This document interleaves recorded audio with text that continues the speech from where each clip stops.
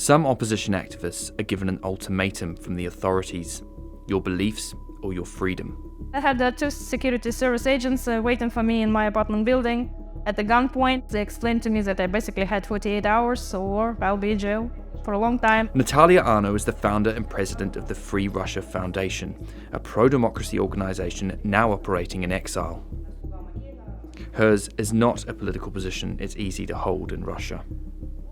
I was working for an American democracy promotion organization. I was traveling all across Russia in all 11 time zones from Kaliningrad to Kamchatka, and we had a lot of events, trainings, conferences, discussions, and of course in all our events we were discussing how to make Russia better, how to not to have a dictatorship but instead to have a democracy. And this of course was something that Putin's regime didn't like.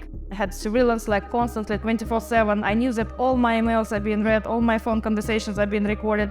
I had always had my tail chasing me anywhere in any Russian region or in Moscow where I lived. I would go to a grocery store, I would meet those people there, or to my gym, or anywhere. They were around all the time, or even saying, today we know what colors your underwear because like they have bugs even in my bathroom. So I was used to such intimidation and so I wasn't surprised when I saw these guys in my apartment building. There were years and years and years of surveillance before that.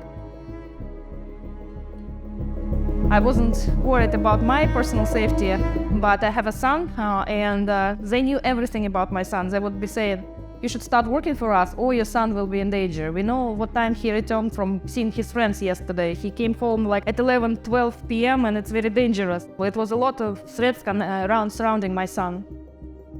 As soon as I became country director in 2008, since that time and until I had to flee in 2012, there was more and more, increasingly more surveillance and intimidation and threats. But then finally it was a clear choice. Like this is the time when you have to decide either you are with us or you go to jail or you just 48 hours and flee.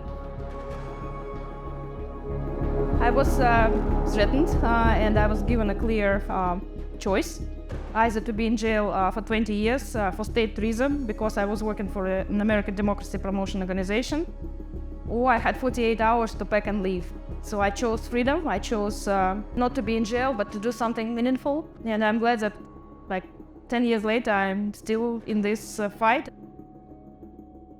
Just months after this interview was filmed, Natalia alleges she was targeted again.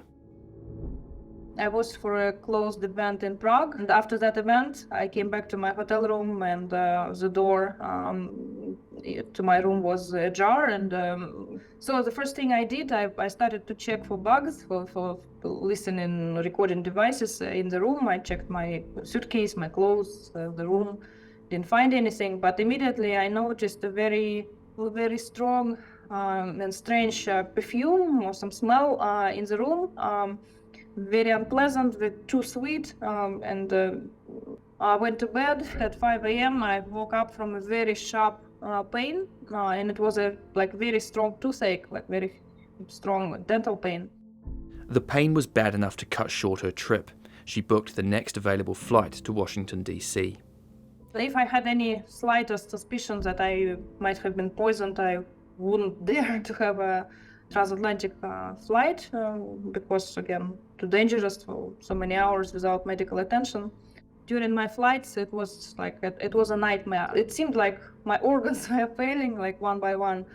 I felt huge numbness, especially my right hand, but also like both hands, legs, and what worried me mostly was along the spine.